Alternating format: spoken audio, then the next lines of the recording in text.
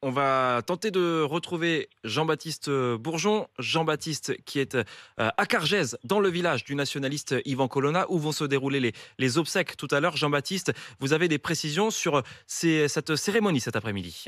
Oui, des funérailles qui auront lieu en contrebas dans la petite église latine blanche et jaune de Cargèse. Le portrait d'Yvan Colonna, entouré par des cierges, trône sur le parvis. À l'intérieur, seules 150 personnes pourront assister à la cérémonie. Autour, le silence et aucune installation particulière. La volonté de la famille des obsèques dans l'intimité semble donc respectée à la lettre avant d'être déposée dans l'église. Le cercueil d'Yvan Colonna fera un premier arrêt dans sa maison familiale, puis un deuxième arrêt symbolique près de ses oliviers qu'il avait dû abandonner au début de sa cavale en mai 99.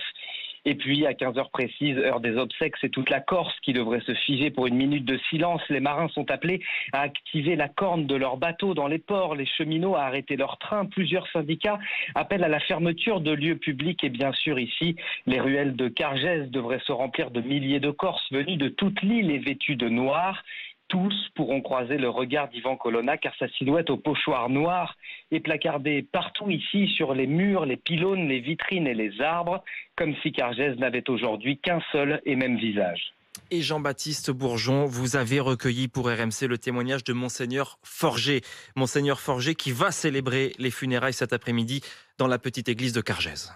La Corse, elle est fière de lui. Tout le monde l'attendait en Corse, mais pas de cette manière. Même si on dit que c'est une cérémonie qui sera privée, les gens ne vont pas écouter. On attend du monde, bien sûr. Les gens ils vont venir dire adieu à Yvan.